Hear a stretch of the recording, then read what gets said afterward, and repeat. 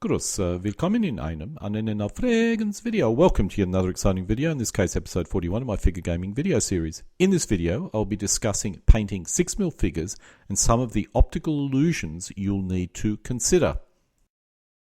This video specifically covers painting 6mm micro armor figures. This does not cover painting techniques. Instead, its focus is on arriving at the optimal colour for your 6mm figures. It should be noted this may not end up being the most historically accurate colour. One of the issues I had when painting 6mm figures was the colours always ended up being too dark if I used the historically correct colours. I went down the historically correct colour path because I purchased some paint for a German AFV, and when I opened it, I felt it was too light and as a result not accurate. I simply assumed the manufacturers of the paint did not know what they were doing. But as I discovered much later, they did actually know what they were doing. I discovered colour changes depending on the distance you are from the object. The way the eye perceives colour varies a great deal based on the distance the eye is from the object. When looking at a real medium tank, in order to see the entire vehicle, you may decide to stand back from it, such as 10 metres. On the other hand, when we are looking at a 6mm figure, we are often much closer to it, possibly 20 centimetres to 30 centimetres, and certainly no more than a metre. The difference in distance has a major impact on the perceived colour. A good method to demonstrate this is to use some dark coloured paper or cardboard and cut out a 3cm square and a 9cm square. Place the 3cm square piece 1 foot from the edge of the table, standing it up so if you look from the table edge you can see the 3cm square face on. Now do the same for the 9cm square, but place it 3 feet from the edge. Line it up so when you're looking from the edge of the table you can see both squares next to each other and apparently the same size. You will notice the 9cm square piece is lighter. The colours shown here are supposed to represent Russian World War II protective green, or AMT4, from different manufacturers of paints. You will notice a large difference between the colours, which always used to puzzle me. After much thought, my assumption is Tamiya is providing the correct colour, while Mr. Hobby is factoring in the fact you are using it for a small model and as a result will view it from a closer distance. This is only a guess, but it's the guess that I have. To make things worse, the opposite occurs when you're dealing with light colours, so white never looks pure white from a distance. The model train community have known about this effect for many years and have a wide range of formulas which they use to get the correct colours for their trains. One simple formula is when painting a 1 in 76 scale model, you need to mix 15% matte white into the paint. If it's 1 in 48 scale, the number drops to 5% matte white. In the other direction, I have no idea what the formula they use is, but clearly the ratio cannot be linear. Let's look at an example of a 15% lighting effect. On the left is the supposed correct Russian tank colour, or AMT4. On the right is the colour mixed in with 15% matte white. You can see a significant difference, and on first impression the lighter colour feels like it's the correct colour to use for Russian tanks when you compare it with photos of real tanks. In the centre is a coloured photo of a Russian tank. It's the best one I could find. I must point out coloured photos rarely show the correct colours, so do not focus on the exact colour too much. Instead focus on its apparent lightness or darkness. And what you can see is the colour on the right is closer to the actual colour in terms of lightness/darkness. The box under the tank is my estimation of the apparent colour of the tank, and while its RGB values differ, the apparent darkness is perfect. I inspected the RGB values of the best section of the tank I could find on its hull. If you went right up to the Russian tank and looked at a 3cm square, the colour would be closer to the colour that you see on the left here. I estimate the camera is about 5 metres from this tank, which means if you are 65 centimetres away from a 1 in 76 scale model, the colour would be correct. As I am about this distance from my screen, it does kind of look correct. There are a lot of assumptions here, and this feels like it's correct for a 1 in 76 scale model. That is, the Tamiya XF61 is correct for a 1 in 76 scale model, and possibly other scales, maybe 1 in 48 or something. Let's compare this with MIG paints, which are designed to be used with 15mm figures. While the colour itself looks wrong, which could be effect of the colour picture, the darkness is a lot closer than Tamiya. I am certain photos give you the wrong colours because I have a bottle of protective green or AMT4 with me now, and it looks a lot like my estimate for the colour of Russian protective green. So let's just focus on its darkness, lightness. Let's not worry too much on the actual colour. And if you think that's complex, we have even more complexity to deal with, the thickness of the paint. I normally water down my paints to give my figures more contrast.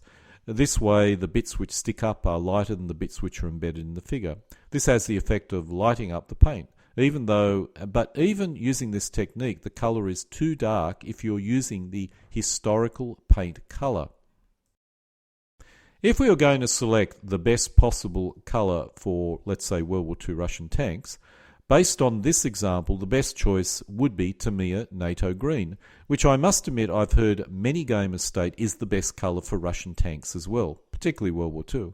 Mixing white with your Tamiya dark green is the actual closest, and while MiG is not shown here, MiG 23 Protective Green looks very close to this as well. My formula, derived from Rail Hobbyist, was designed for 1 in 76 scale, which I think is 28mm. The Rail Hobbyists seem to feel the formula changes with scale, which makes sense. So what should the difference be between 28mm and 6mm figures? My gut feeling is if you dilute your paint with water, you get the effect I mentioned earlier. You get a sufficient lightening effect to compensate for that scale difference.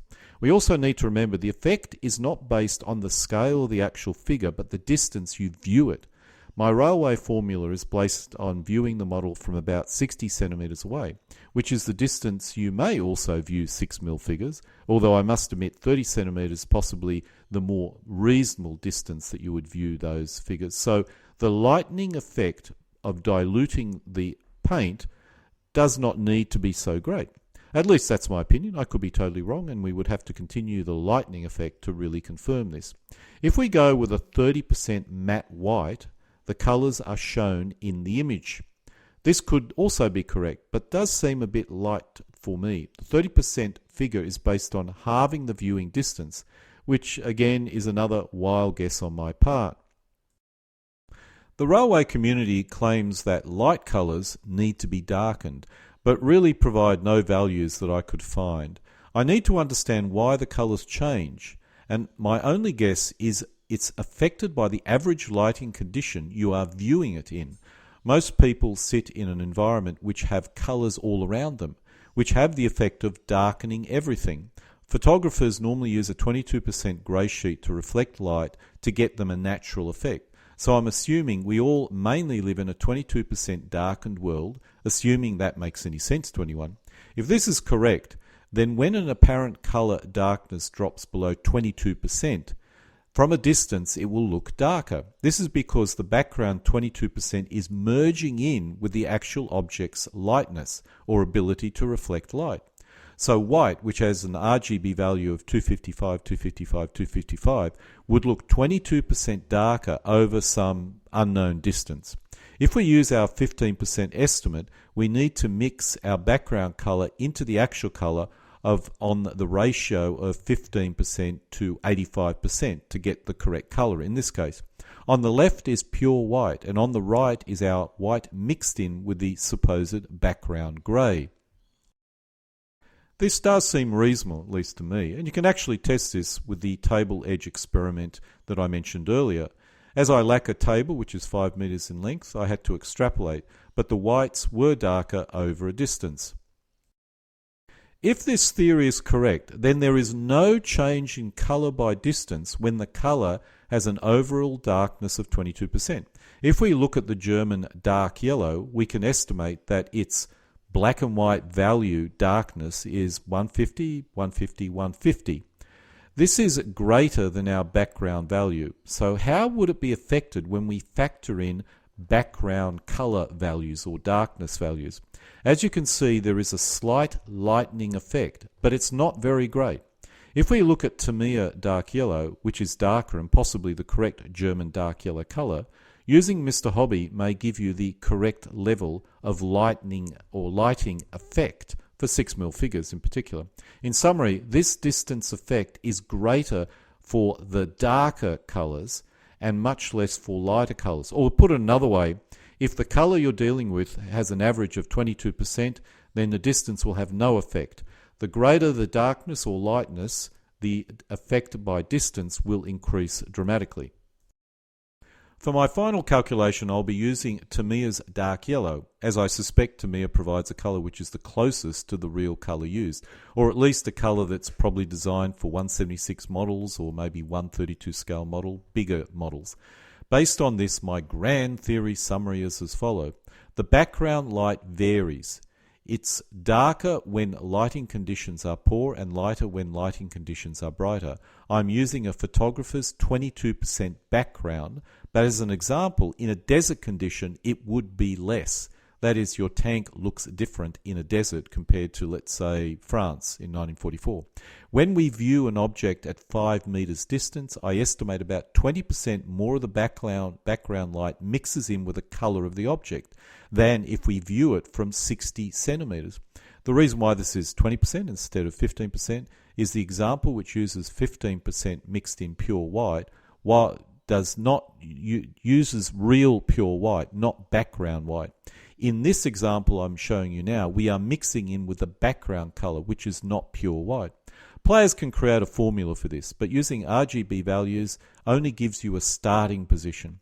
Due to the wide variables associated with real paint, you would need to test it to verify if the color is correct, but I suspect this may be a good starting point if you want to get to this level of detail. Using my original example with Russian protective green, we arrive at the following result. The colour I will use for the Russians is NATO green from Tamiya. Based on my information, the British base colour is the same as the Russians. I find this rather odd and feel the British should be a touch darker, so I may try the darker Mr. Hobby H302 in my actual figures, which is what I do. But let's just, look at the Russians first, and I'll test my ideas basically just using my Russian examples. So in summary, I have no idea if my formulas or my rationalization is correct, and I will test it, and I did test it, and it seems to work reasonably well. My current Russian and British figures are simply too dark using what's basically historical colours or Tamiya colours, while my Germans, which use dark yellow, are much better because, of course, dark yellow is not as dark as the green. Thus, the difference in background lighting will not be as great. Let's look at some of the GHQ figures and their paintings. I personally think these figures from GHQ look absolutely fantastic. They all look lighter than my estimated green colour, but as we discussed, my estimate is based on 1 in 76 scale figures. When we go down to 6mm, we need to lighten the paint or thin it out. This looks like it's been thinned out on the actual GHQ figures, so I think I'm probably overall on the correct track.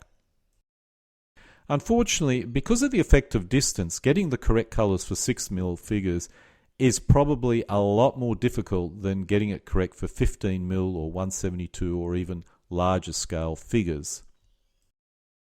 When I originally went down this path, I thought I could find the perfect historical colours for my 6mm figures. In the end, the complexity was so great, I strongly advise gamers to simply use the paint manufacturer's suggested colours. You'll never get it 100%, but it'll be close enough. After all, on a playing area, it's not as if you'll notice that the RGB values are off by a little bit.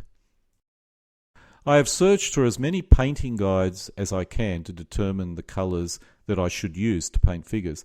While the major nations are reasonably simple, I found it rather difficult to get the correct colours for many other not-so-major nations. This is my estimate for the colours which should be used for French 1940 vehicles.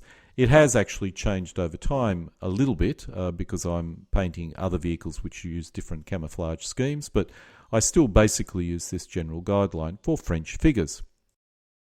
Another nationality I had a bit of difficulty getting colours was for the Polish 1939. I've basically, after as much study as I can, come up with this painting guide for my Polish forces, and I think it reasonably works quite well. Now, this process is much simpler. It's basically looking for painting guides, putting it on the screen, trying to find colours that match it roughly, and just hope it works well. But I can tell you now, it's a lot simpler than trying to go out and calculate on your calculator the exact colours that you need to use.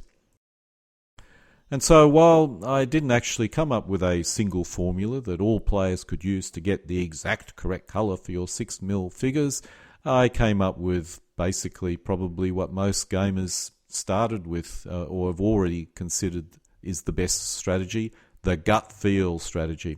This concludes episode 41 of my figure gaming hobby series, in this case an overview of painting 6mm figures. Alle guten Dinge kommen zu einem Ende.